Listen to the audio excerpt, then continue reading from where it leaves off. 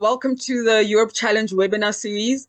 For those who don't know, and excuse me for those who do know, but I have to repeat myself for the benefit of our first-time guests. The Europe Challenge is a program by the European Cultural Foundation. It is a program that brings together libraries and community spaces across Europe. You know, libraries and community spaces that are working hard to create better futures for their neighborhoods and ultimately for Europe and ultimately for the world. This program was started in 2020. In this edition, we have had 57 challenge participants. You're going to hear from our Italian participants. In our last session, we kind of went all over the map. In Europe, we heard from participants from Germany, from Sweden, from Portugal, can't remember, from Spain, from Ireland. So today is just our Italian participants. In our first series, we heard from participants from the UK. So that was super interesting to go to a very specific place. We're back to the specifics with our Italian participants who are going to share with you what it's been like to participate in this Europe Challenge and working on the projects for the year. As you know, libraries and community spaces are facing a lot of challenges around the world, not just in Europe. And our participants have risen to the challenge, and they've come up with projects that are addressing these difficulties that they're encountering. And hopefully today's presentations are going to be insightful for you. We're going to be sharing best practices. You know, our participants are not just going to tell you just amazing stories. They're also going to share, you know, some of the difficulties that they've encountered in realizing their projects. This is a year-long program. It's online and it's offline. We offer mentoring programs for our participants. We offer workshops, and these workshops have themes that are quite wide-ranging, from storytelling and AI. This year we had a seminar on AI, on democracy, advocacy, so many themes. And as the program continues, we hope to add more workshops that will be beneficial to librarians and leaders of community spaces. This program culminated in our final in-person gathering in September in Amsterdam at the beautiful Oba Library. And I want to share something, you know, with the gathering in September. I was the host. I'm the host for the Europe Challenge, the in-person, online, all of it, right? And in September, I opened up our summit with some words from a poet whom I really love and who loves libraries, right? Her name is Nikki Giovanni. I found out this morning with the rest of the world that Nikki Giovanni has passed away. Incredibly sad news, but she's left a deep legacy of poetry, you know, of work in terms of strengthening libraries. She said that in libraries, children can sail their dreams and surf the rainbow without leaving the room. It is in libraries that children are reminded of the multitudes that this world contains, a reminder that they do not have to be disliked or misunderstood. She also wrote a poem about her favorite librarian, Mrs. Long. She says about Mrs. Long, but there was a world somewhere out there, and Mrs. Long opened the door, but no lions or witches scared me. I went through knowing that there would be spring. And for me, librarians and libraries have the power to change the weather. They can usher in new seasons. And that's why I chose Nikki Giovanni's poem about her favorite librarian, Mrs. Long, to open up the summit in September and to open up this morning, this last edition in our webinar series.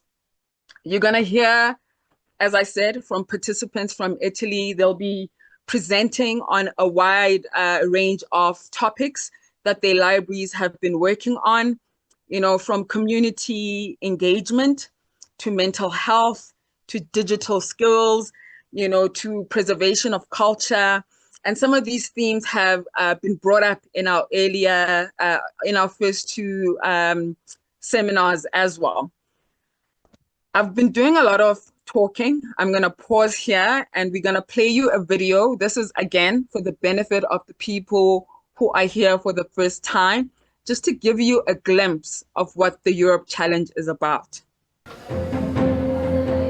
I used to think of democracy very much the same way I think of having clean water. It's just there.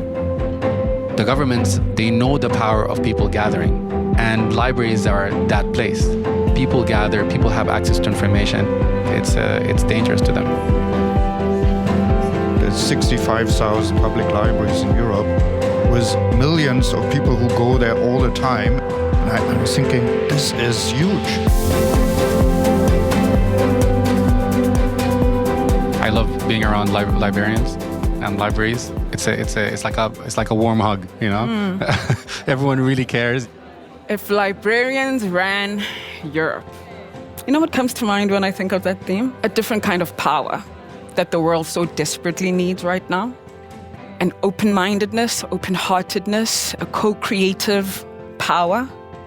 I think democracy is threatened in a number of ways, also in Europe. And I see libraries as an obvious starting point to strengthen them and investing in them and funding them and sharing experiences as we do here to counter those threats. There's a key role for libraries to play in digital and social infrastructure. So post-COVID, having those safe spaces for people to come and just exist. We don't believe that one solution fits all. We believe that every library has to discuss with the local community and come up with an activity that it works for them. Communities have resisted existential threats in the past and in the present and haven't given up and have actually created so much change, then so can we.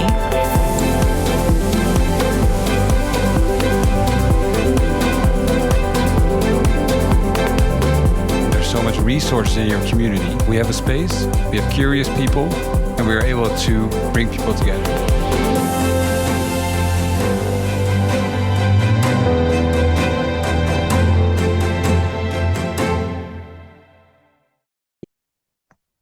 How amazing was that?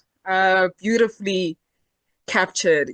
This work that the European Cultural Foundation does, no one can do it on their own. We need partners, we need a village. And luckily, the Europe Challenge has a lot of partners and funders, and one of them is here.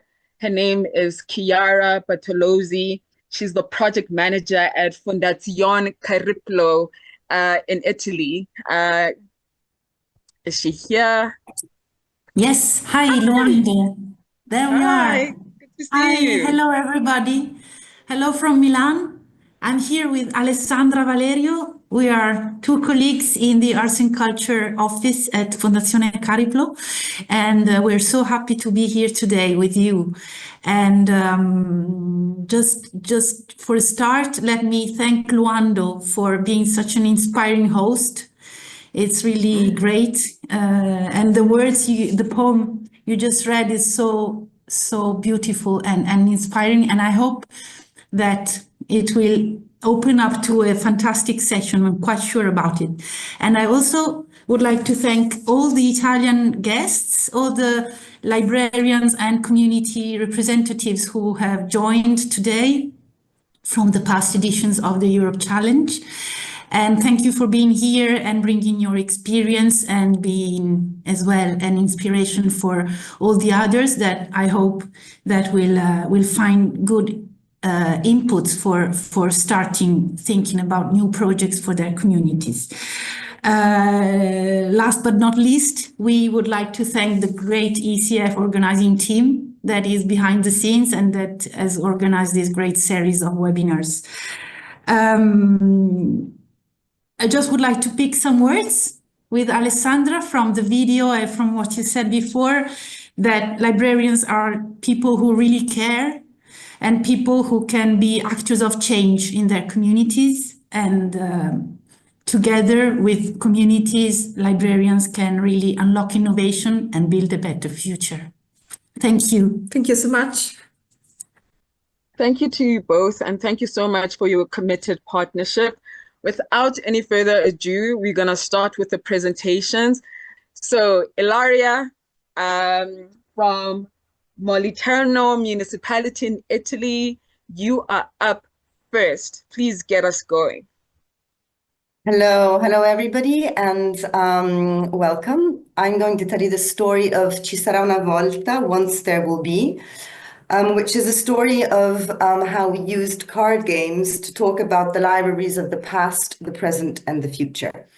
So we're going to travel to Basilicata, which is a small region in southern Italy. The library was the library of the municipality of Moliterno, which is a very small village of less than 5,000 inhabitants. And the community was the Patto Locale per la Lettura del Lago Negrese, which is an alliance of citizens, libraries, associations, and also municipalities that basically promote the right to read in remote areas in this case.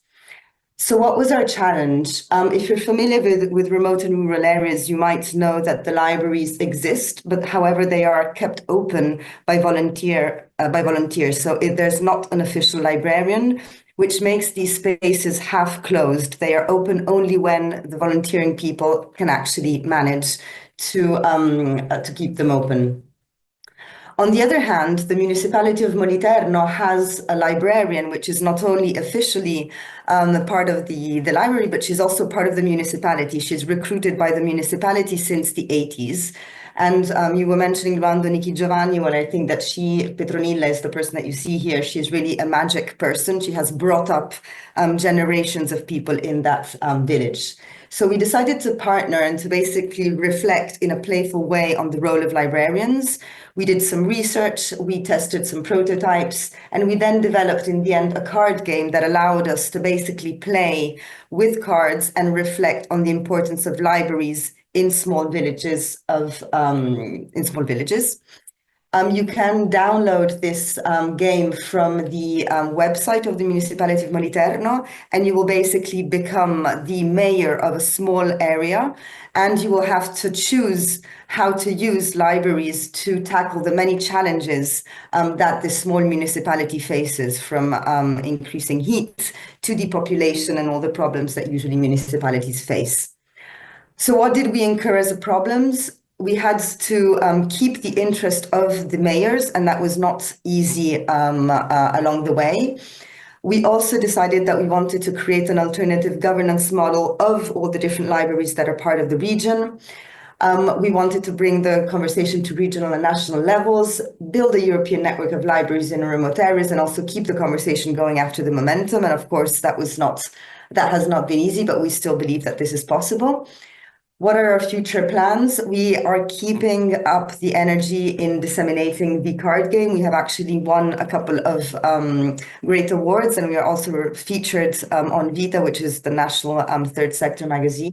And maybe the most important thing of the story, apart from this is the librarian, but the most important thing of the story is the actual prototype that we designed. It's the card game, which I think is really beautiful. It's illustrated by a young artist of Moliterno. So again, an invitation to download it and to use it. We still have copies, and we're happy to share them with people around the world. It is in Italian for the moment, but this is really the result of what the Europe Challenge allowed us to do.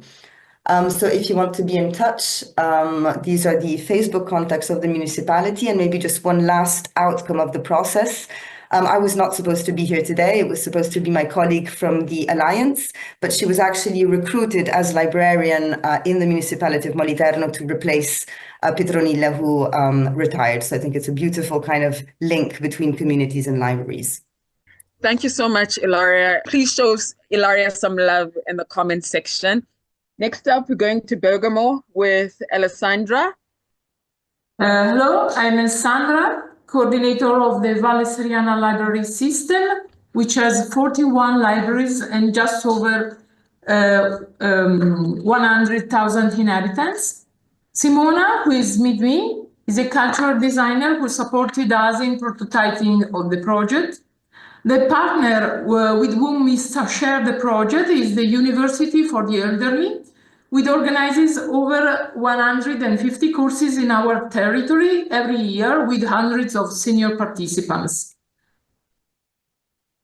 Our project is inspired by the observation that our community are aging rapidly, so it's necessary to watch over the level of vital standards, such as human relationships and curiosity to discover new things, so as not to fall into situations of need and loneliness. COVID, which first exploded in this area in 2020, has left its scars even in an increasingly significant isolation, especially among the elderly, who are reluctant to leave their homes. Working with and for seniors became our mission. Welcoming libraries are useless if the elderly don't feel a really strong reason to cross their thresholds. We wanted to scratch their reluctance by putting them literally in the game. Inspired by the subjects of the local University of the Third Age, we realized that the key could be a change of perspective by approaching the local history section of our libraries in a bottom-up mode. So what did our project achieve? We prototyped a board game, another game, inspired by the famous Trivial Pursuit, but in this case it is focused on the geographical, cultural, and all the characteristics typical of our territory and province. And because our challenge was to do something very original and very personal, coming from the stories of the people and not just copied from Wikipedia. Why did we do that? Because when we interviewed the elderly, and we interviewed them in order to engage them and making them become very protagonists of all the activities, what emerged was that what they wanted to do. They want to become young, and what a better way to become young than by playing. And in this way, we created a game. Which were the problems that we faced? Two different problems, but both of the two dealing with engagement. The first one was to engage and to involve the librarians in doing the activities, and then how to engage and involve the elderly. And what did we do? We used the design thinking methodology. And first, the librarians had been training a little bit on the methodology of the design thinking. And then they interviewed more than 50 people, and they asked them what their needs and expectations and dreams were. And in this way, we got the people come on board. What are our future plans? We want to transform the prototype of the game in a proper game. We want to distribute it in the more than 40 libraries of the library system, and maybe to the more than 200 of libraries that there are in the province of Bergamo. And then our partner, the Elderly University, decided to put a session at the end of their courses about the creating of new questions and answers to put in the game. How did the Europe Challenge help us? Well, first of all, we had the opportunity to meet many colleagues of other libraries that are shifting from the collection to the connections, and that is they are trying to become community libraries. Then we had the opportunity to get in touch with many colleagues, and because we wanted to present a third project this year, we are looking for partners, and we had the opportunity to partner with someone from the Europe Challenge. And then, of course, the possibility to share and maybe copy good service practices.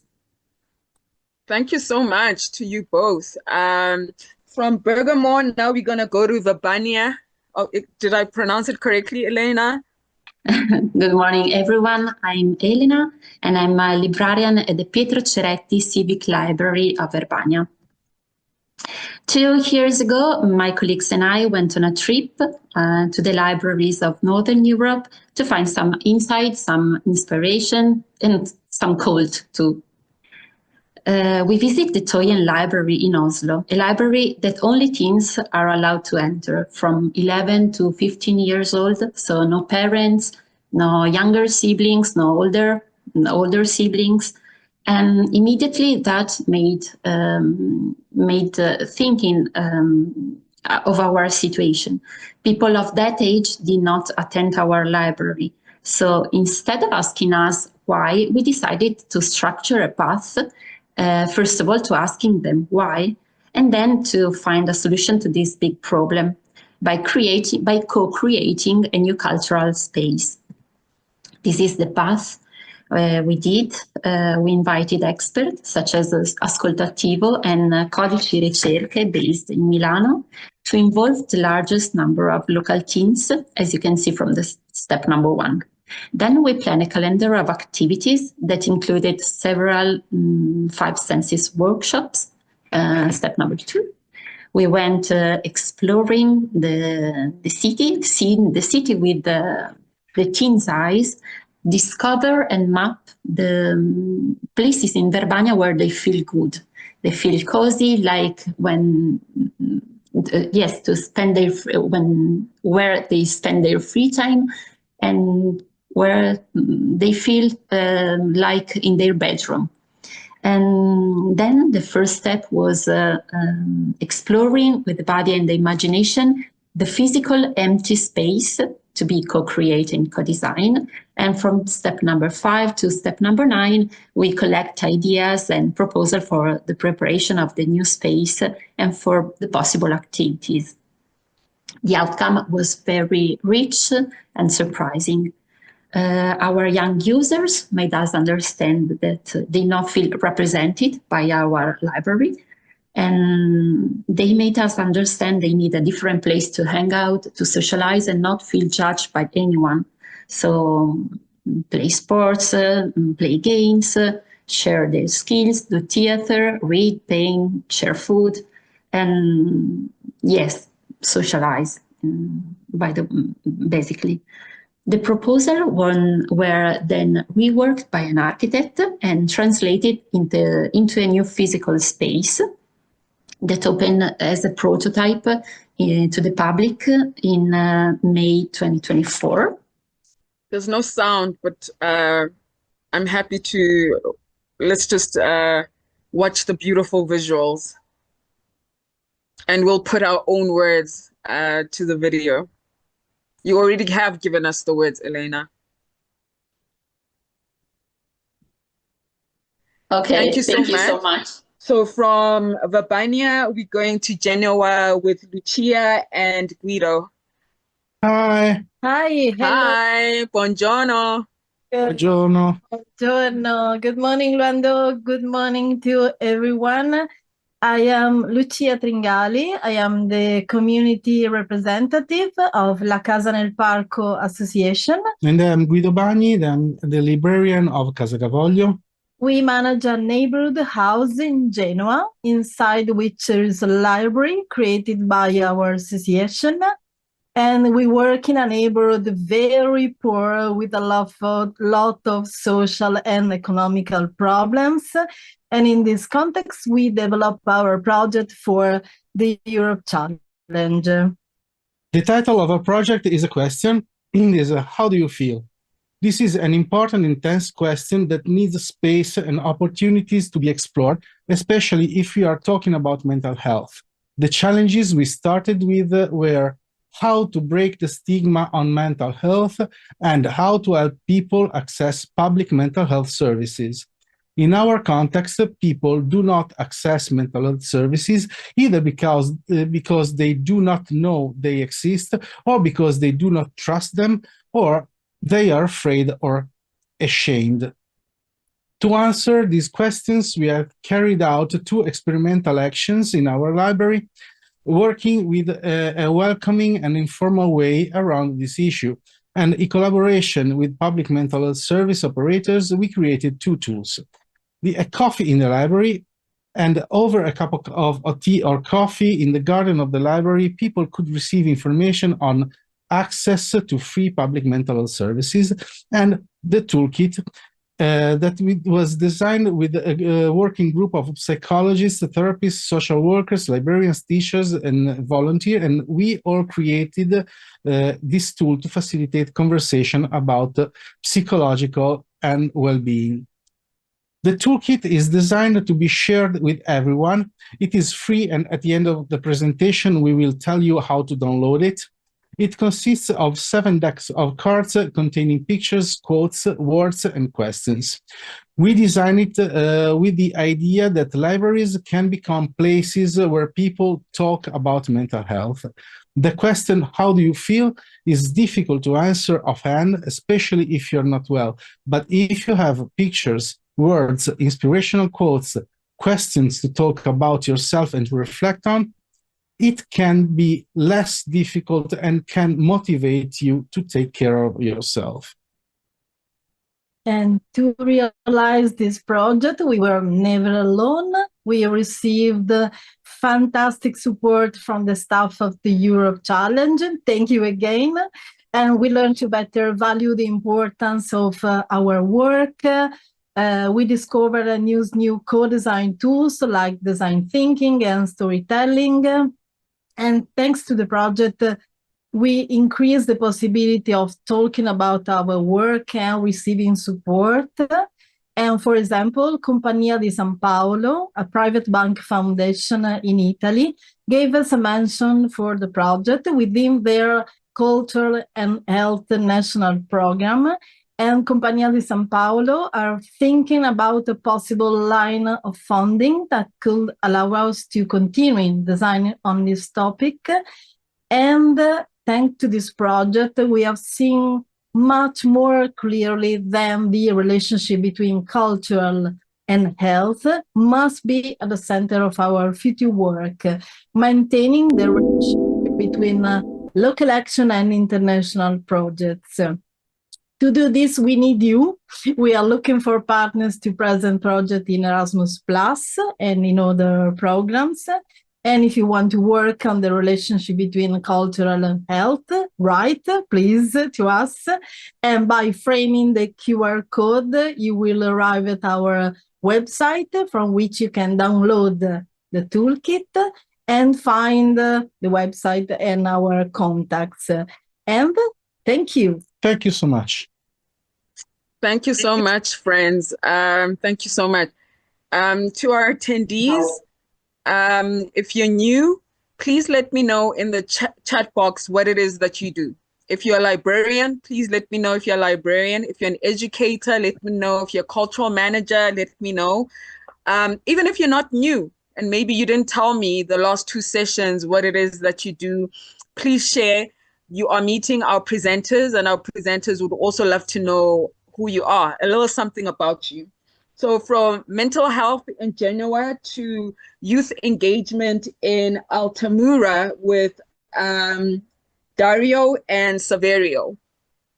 Yes. You're up next. Okay. So good morning, everyone. I'm Dario from Altamura, south of Italy. And with Saverio, we are very proud to be here in this meeting, sharing our project. I one of the coordinator of this project in Biblioteca Community Library Altamura, and our project is called Library of Things. But there is also another part of the project is an open source materials archive. In our library, it's a community library where you can find a lot of stuff, from books to radio to people from other country. And one of the our challenge, we are very proud of it, is our Library of Things that, thanks to the European Cultural Foundation, so thanks to Europe Challenge, we developed in these years. It's a shelves where you can find a thing instead of books. So people, they can share something that they don't use a lot and can be usable for and useful for another person that lives in our community area in Altamura. In our library there are a lot of people. Of course, there are users that helped and still help us to develop the project of the European Cultural Foundation, our Library of Things, and European volunteers. For example, we host every day, every time, new volunteers from Europe, and they help with them ideas to develop the project. And of course, locals people, from young people to the adults.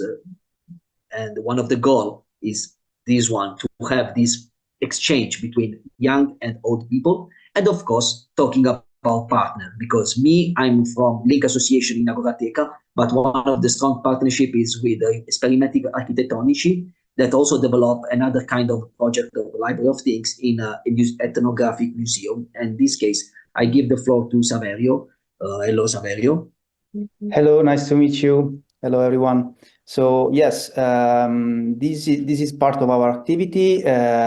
Next to the Library of Things, we developed also an archive, a collaborative archive based on biomaterials. So you've learned how to biofabricate materials from waste food and vegetables, thanks to open source recipes and a couple of tutors. So as you can see this movable folder with all the things inside, some samples, and all the information collected within a small passport with QR codes and the storytelling histories linked to the stories of these materials and their characteristics. So this is our way to raise awareness about sustainability, so provide access to tools instead of own things and buy unuseful things, and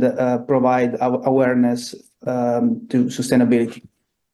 So moving on, thanks to these activities and actions, the goals, our aims is hard to avoid unnecessary purchases. So again, foster a culture of access, making a strong community and a bigger community.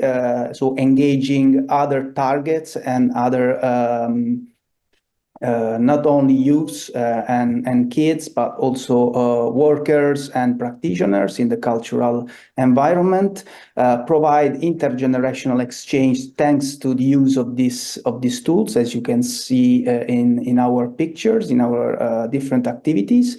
All these tools and knowledge are supporting our placemaking workshops. Is the case of Knowledge Guard that is increasing the quality of space in the Agorateca library. We are also replicating this model in the ethnographic museum that Esperimenti Architettonici is reactivated in the last 1 year and a half.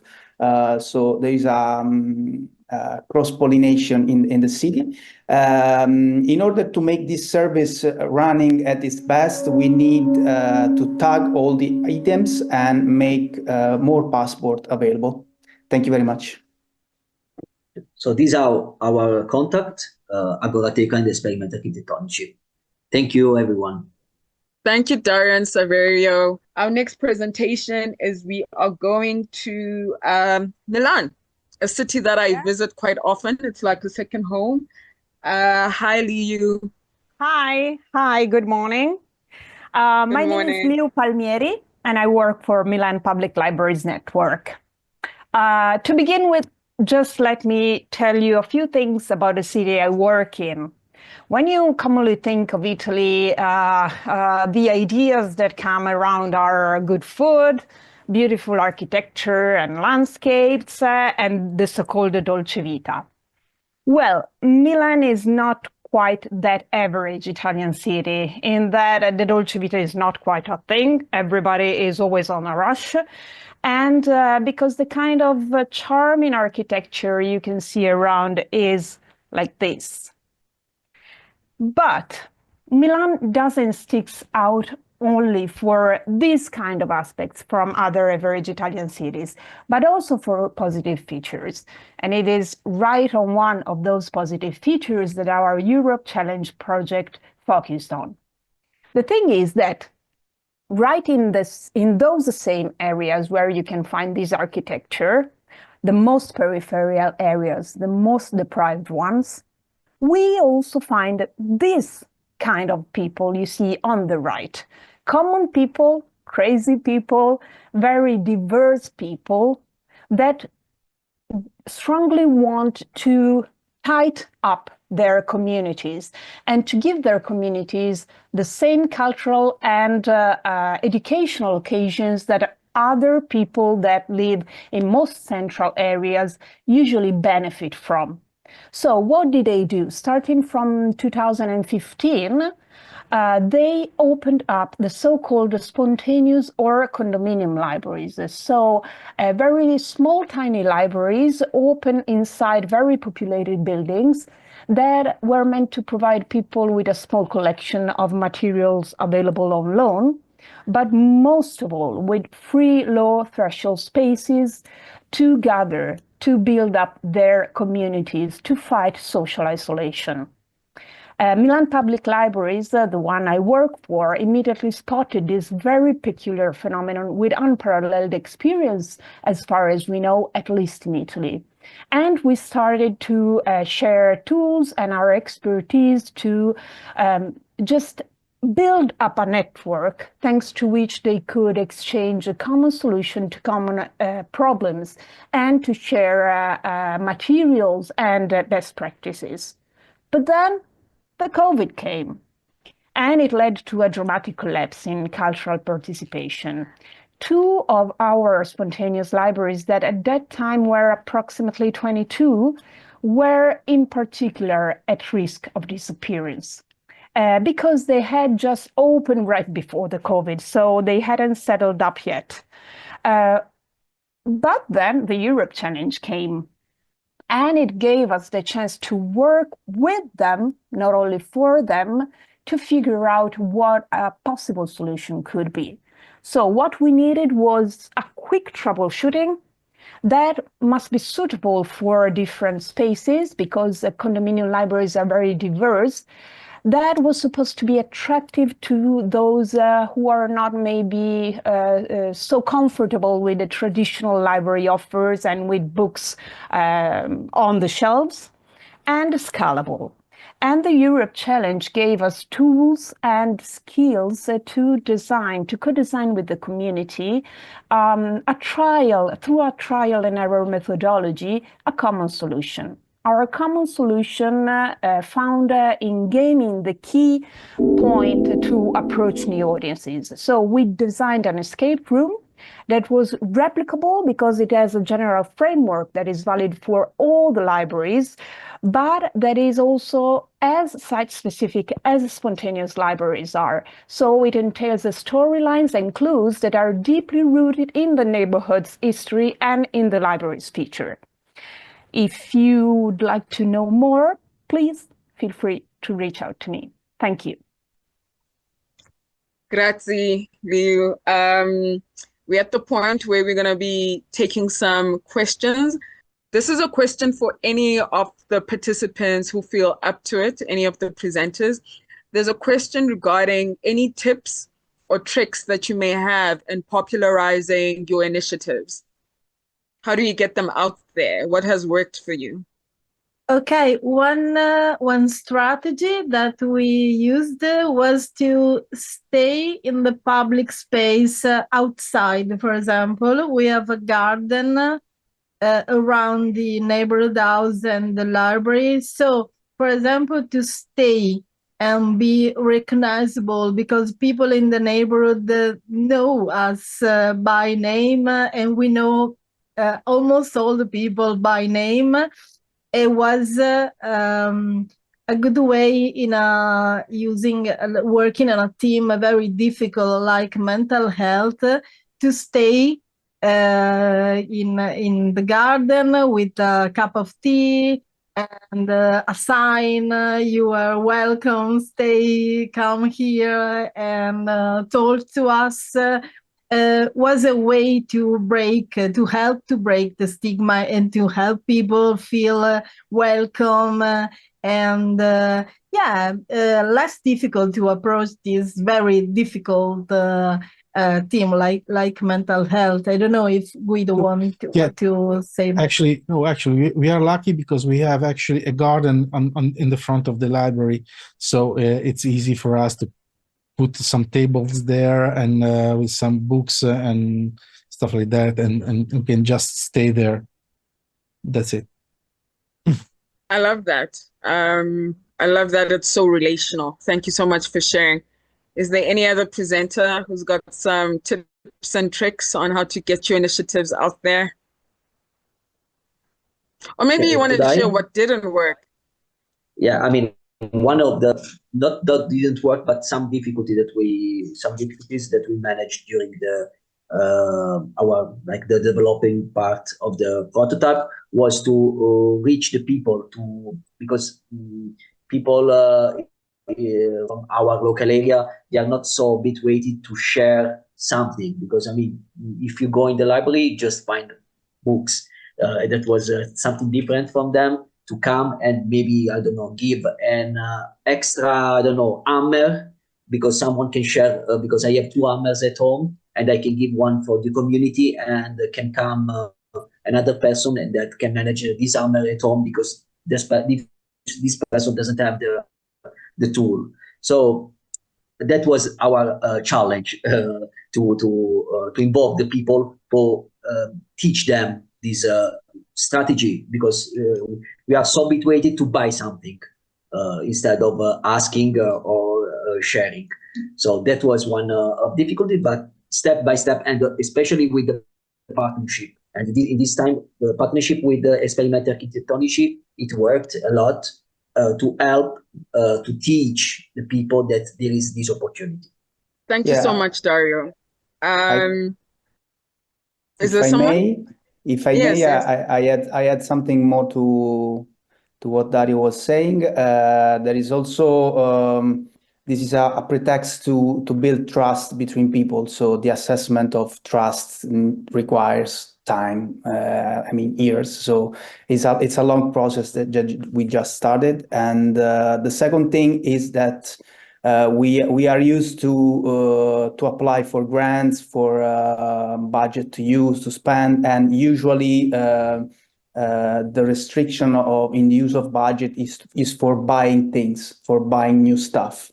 So this is just a little protest of this way of things, because we need more money for paying people instead of buying things that can be unuseful in few months or few years. So that's a kind of political act, let's say. Thank you so much for sharing, Saverio. Continue with our presentations. We're going to learn about digital skills and how they challenge fake news from my most favorite, I'm sorry to my other Italian cities, but how do you say this? Emilio? Can you Emilia. Say it? Emilia. Romagna. Okay. Did I say it correctly? Okay. I should know how to say this because this city actually had an agreement with South Africa to help it through the liberation movement. So it's very close to my heart. Every time I pass there by train, I'm like, grazie. So yeah, you're ready to go. Please present Fabio and Francesco. Okay. So yeah, Reggio Emilia is the city. Reggio Emilia. Good morning. I'm Francesco. I'm educator, and I'm part of the community. And with me there's Fabio, that is a librarian. We both worked in the Multiplo. Multiplo is a cultural center in Cavriago, that is a small town. near Reggio Emilia, in the north of Italy. Multiplo, it's a library, it's an art library, it's a gaming library, and we have many things, many ateliers and workshop. Our project is called Multi-Makers, build digital skills to challenge fake news, and this was our goal.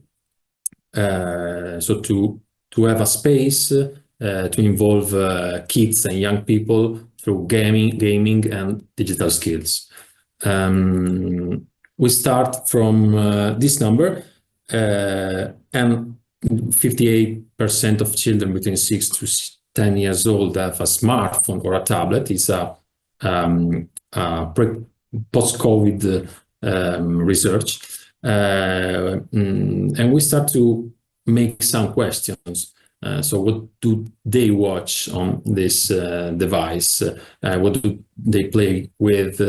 What kind of news do they hear? We know that it's difficult to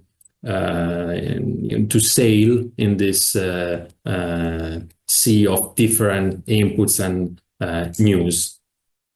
So we thought that the solutions could be a place where improve the digital awareness, the critical sense, because kids have to choose what to watch or what to play with, and they need time, space, and time to think about things and try to know how they works. So we start making some proposal.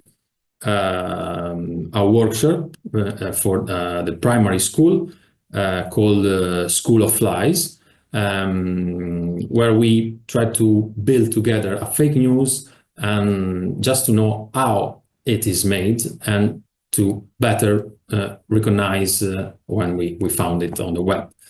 And then we open our digital lab, a small place in the middle of the library, where we can propose many activities, video editing, coding, robotics, podcast, because we can watch a video, but can we edit a video by ourselves, a better video? Can I design a video game or create something by myself? Can I have a way to speak and tell my story to the other? And those are our numbers in 2 years of Open Lab, but it's not enough. And so we need more space because we can host only 6 kids at a time. We need more time because we open our lab only 2 afternoons a week, and we need to work on a network because we need to build connected project and not only one-shop project. We need time to develop our project. And this project started with the support of ACF. It was an economical support. We bought personal computers and all instrumentation, but also a motivational support because we start to be part of a network to speak about our community problems and to share solutions. And most important, to understand that we are not alone, but we are a community. So thank you to the Europe Challenge and to you all. Thank you. Thank you so much. Let's keep the momentum going. Let's learn about the seed library. Is Michele here? So welcome everybody. Today I'm talking about the seed library, Biblioteca dei Semi in Italian. That is a project led by the library of Nave, and it's a small town not far from Brescia. With the support of the Friends of Pieve della Mitria, that is an association which I am a member of.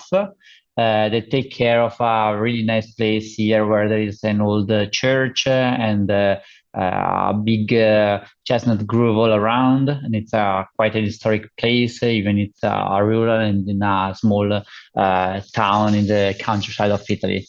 What we do, it's basically this project is about creating a library that doesn't just lend books, but we lend also seed. We borrow them. Hopefully people grow them, and hopefully they bring them back to us to be able to be shared anyway the next year by other people community. Our challenge in this idea come from a very local need, but it's I think a need that can be shared by all around the world, actually, because we are facing the loss of biodiversity and pollinator habits. And we also see the disappearing of some traditional knowledge. As a context, our town is located at the foot of the Prealps. It's surrounded by a rich natural environment with some hills and bushy hills, actually. And many of our community members have small kitchen gardens close to the home, where they grow, usually they use it to grow vegetables, herbs, flowers, and also there is quite huge groves of chestnut, not just around our church, but even all around the hills around the town.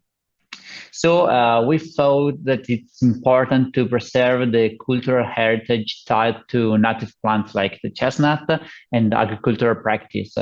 And this is very important for sustainability and also for preserving traditional and local plant species. And so we thought that it would be very, very important for us to have a mission to sow the seed for a sustainable future. And our motto is like one sprout at a time.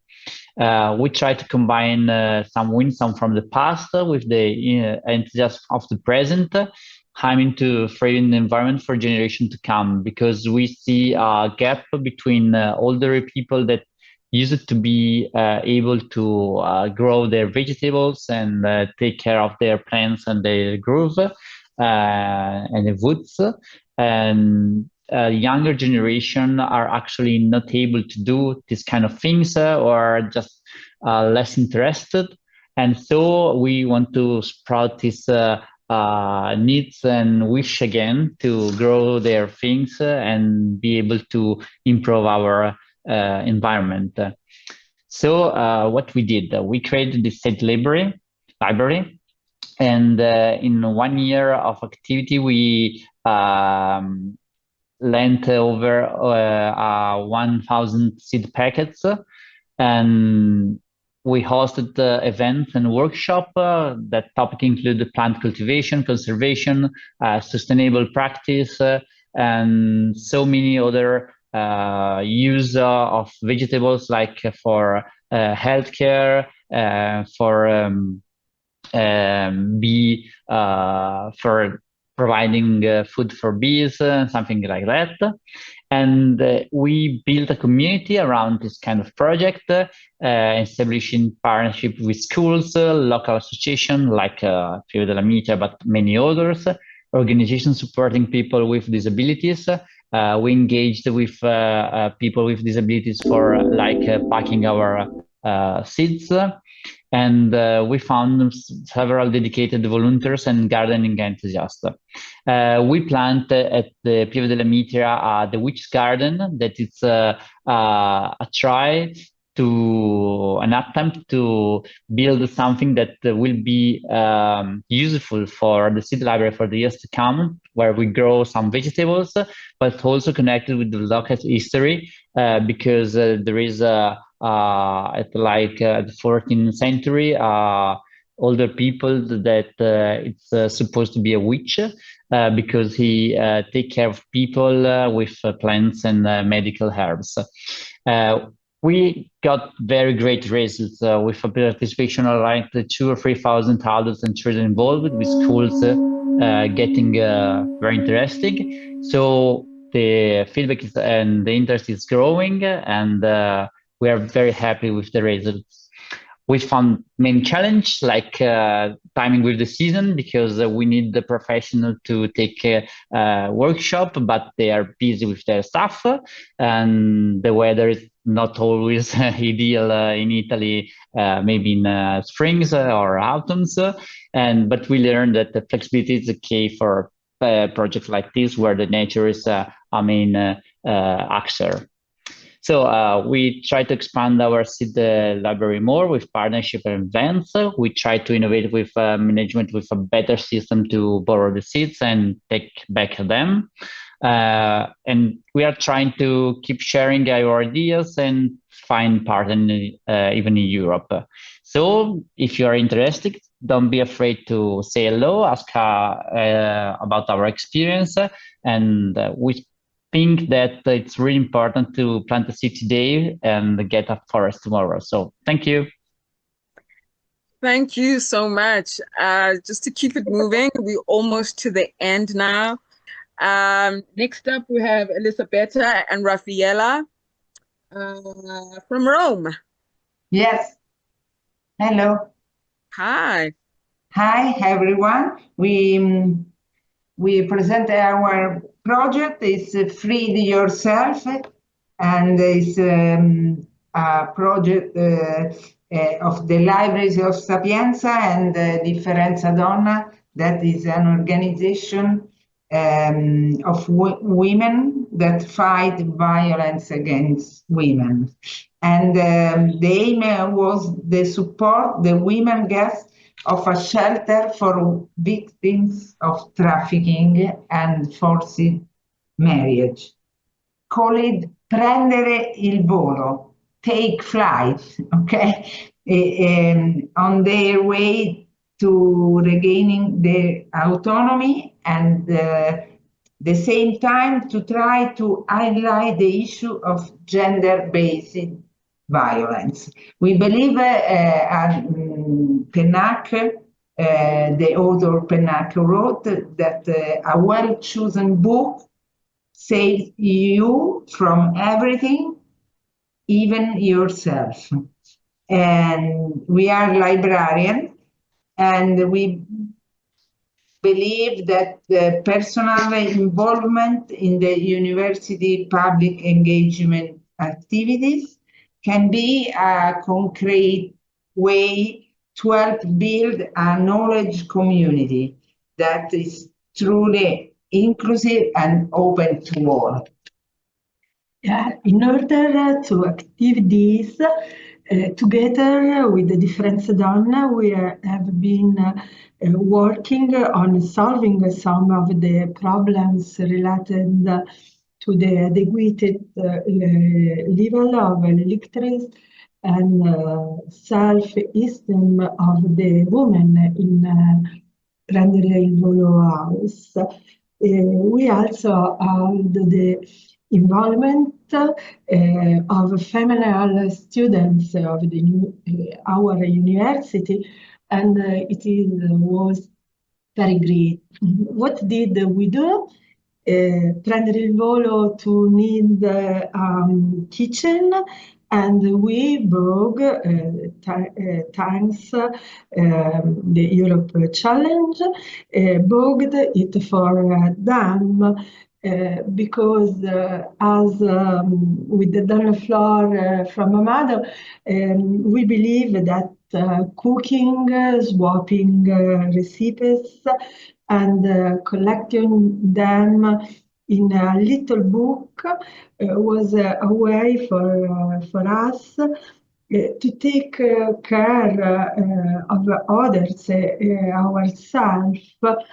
We bought a sewing machine, which the arm also need.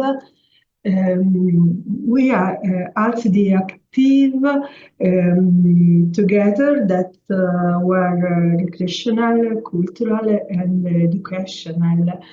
we went to the theater together. We went to museum. We saw the Maddalena by Artemisia Gentileschi in Naples.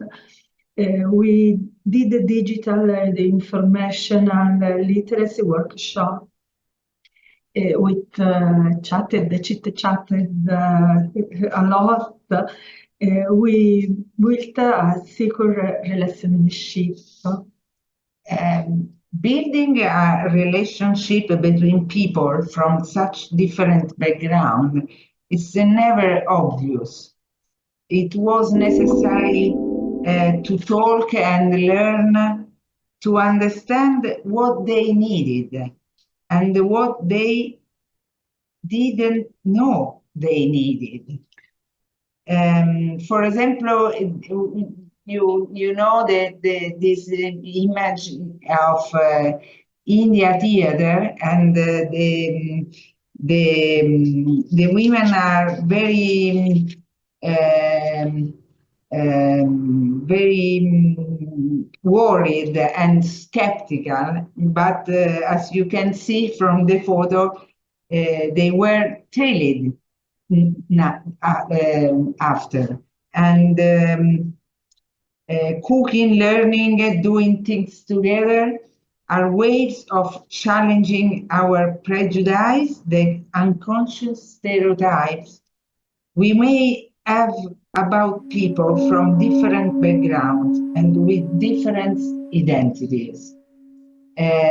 Our project gave a voice to women, and the Europe Challenge gave us new ideas. We learned how to team up, how to play together, how to use the body. Many ideas we used in our other project. And we got to know other beautiful realities, other ideas.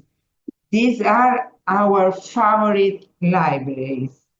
The Europe Challenge was an important opportunity for us to look at our work with different eyes. It was changed us profoundly for the better. And it's great to have a network to share and exchange good practice with. Thank you. Thank you, Raffaella and Elisabetta. We are down to the wire now. We have just a couple of presentations left. Just want to read some of the comments in the chat box.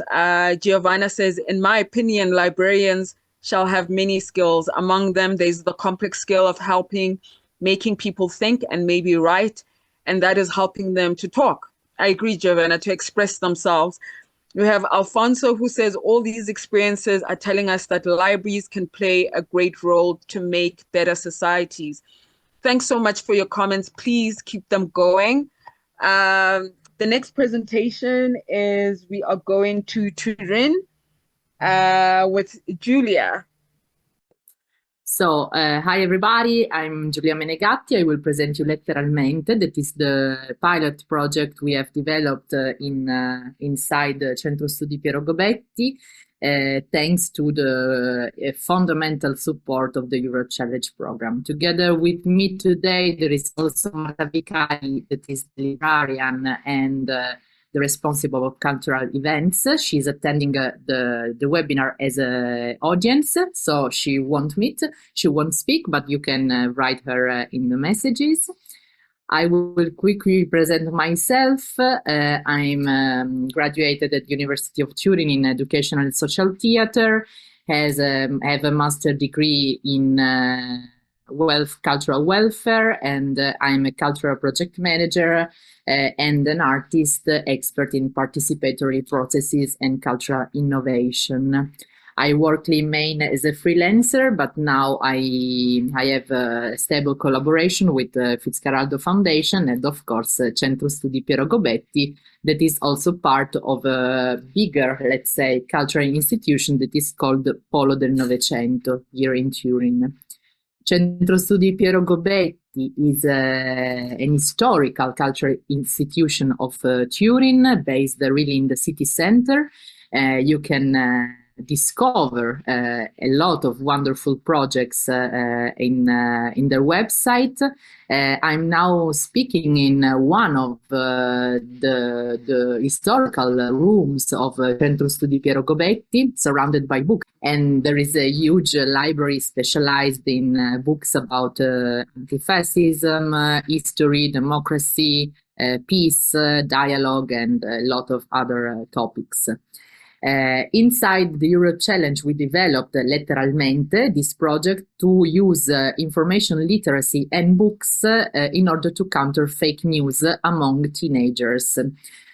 I present you the main character of our project, a marker. Why? Because we spent a lot of time with the teenager writing, co-designing, selecting topics, and so we wrote a lot of things.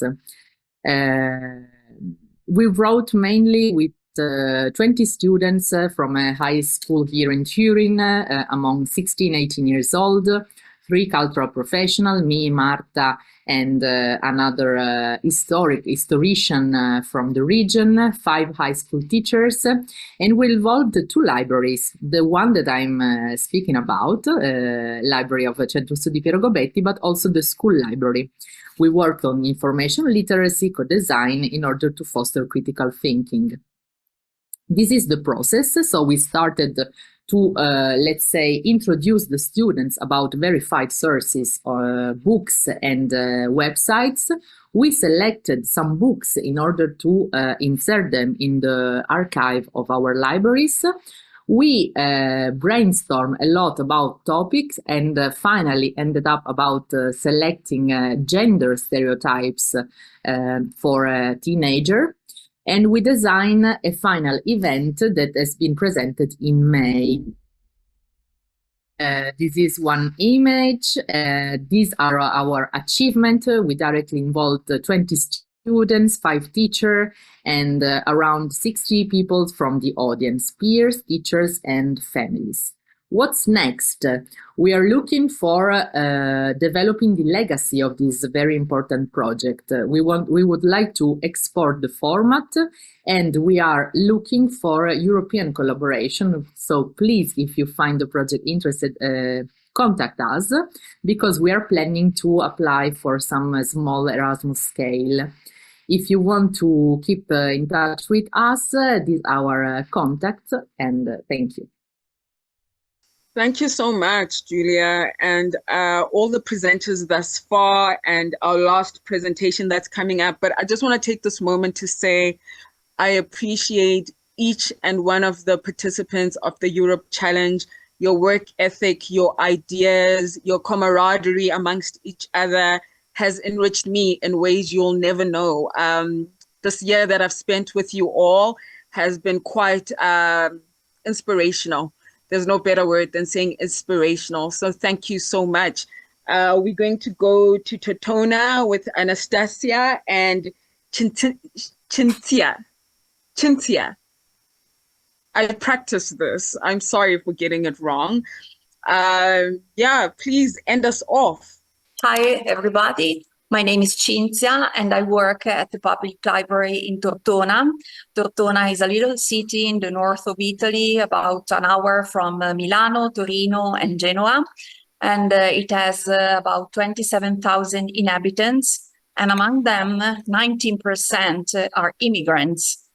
These immigrants come from 4 continents and represent 15 nationalities. And among these nationalities, the most numerous in the community of Tortona comes from Romania, Morocco, and Albania. Our library develops and organizes a very various cultural program to the schools present in the city of Tortona. And that's why we have a lot of young users coming to our library.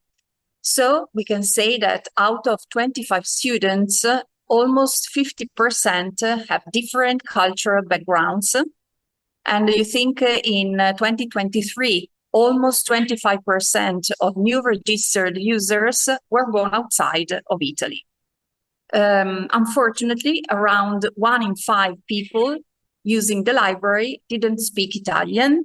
And last year, we had a big group of users, young students, but also adults, who asked for help with their homeworks and also for legal information.